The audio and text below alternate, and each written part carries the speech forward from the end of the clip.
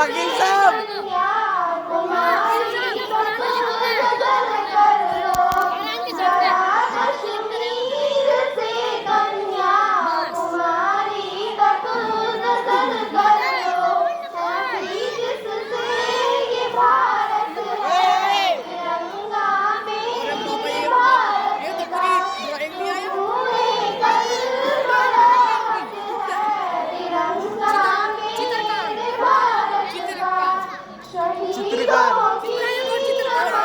वकील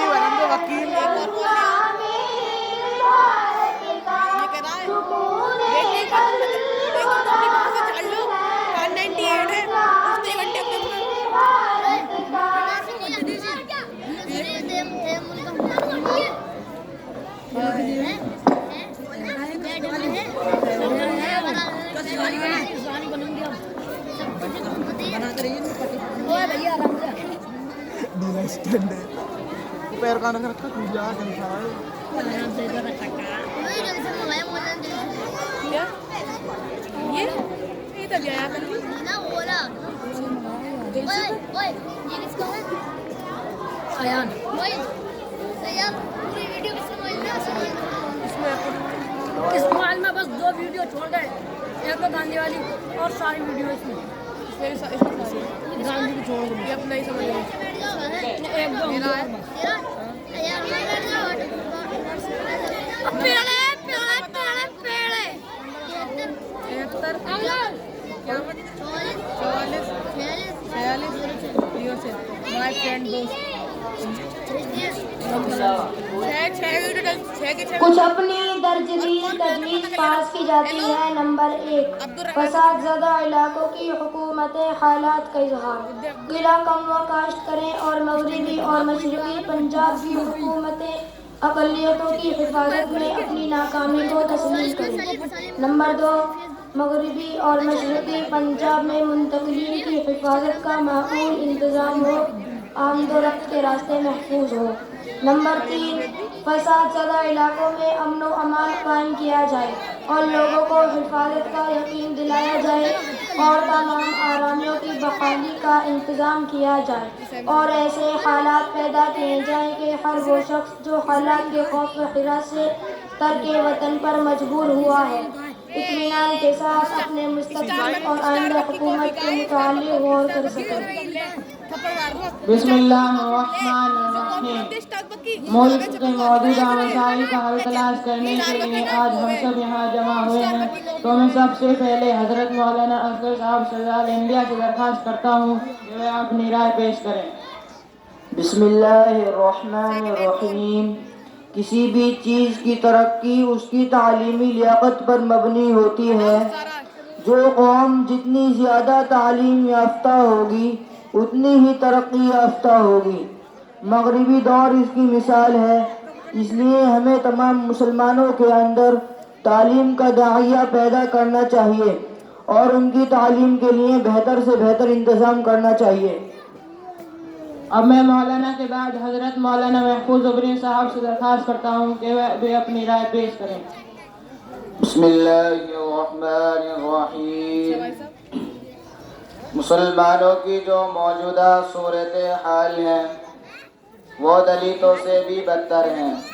तालीम यकीनन किसी भी कौम की कामयाबी की कुंजी होती है और रीढ़ की हड्डी की हैसियत रखती है, लेकिन हिंदुस्तान के हालात कदरे मुख्तलिफ हैं।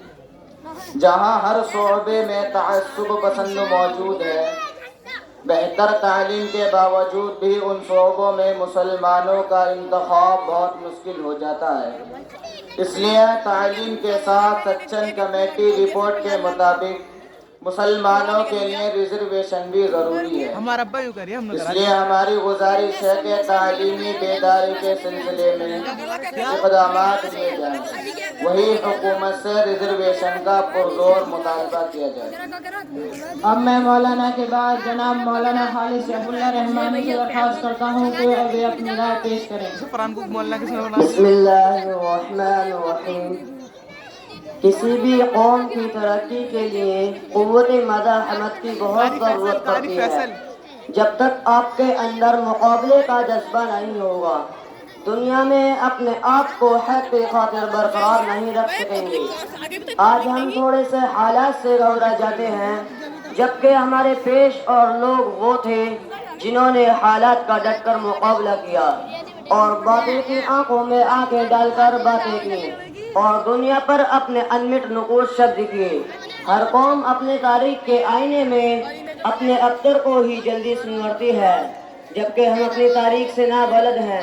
ہمیں معلوم نہیں ہمارے اسلاف نے اس ملک کے لیے کیا کیا قربانیاں دیں، اور قومیں جشن آزادی مناتی ہے، جشن جمہوریت مناتی ہے اور خوش ہوتی ہے، جبکہ عام مسلمان باعثوں کے شکار ہوتے ہیں اور یہ سمجھتے ہیں کہ ہمارے اسلاف کی اس ملک میں کوئی قربانی نہیں ہے اور آگے بڑھ کر اپنا حصہ کیسے مانگیں۔ ہم احساس کمتری کا شکار ہو جاتے ہیں۔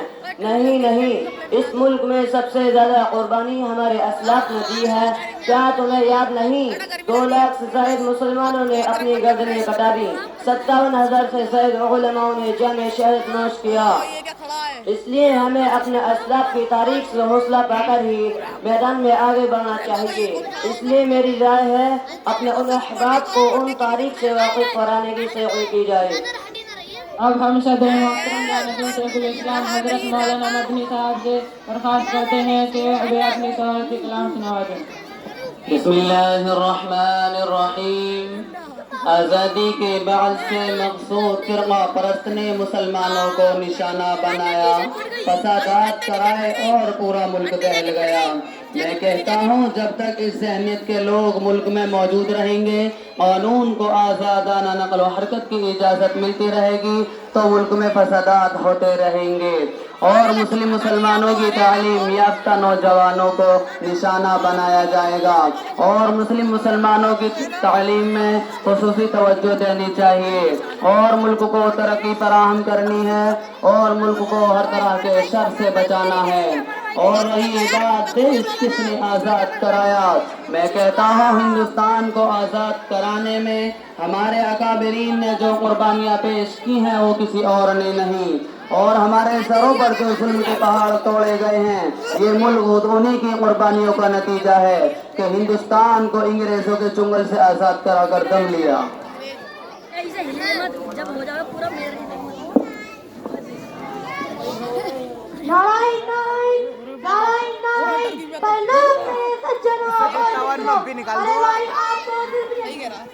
آزادی میں مسلم علماء کی اور عوام کے اقبال کو بیان کر رہا تو کیا بھائیوں نے اس میں کام نہیں لیا، جبکہ اتحاد ہمیں بتاتا ہے کہ 1915 میں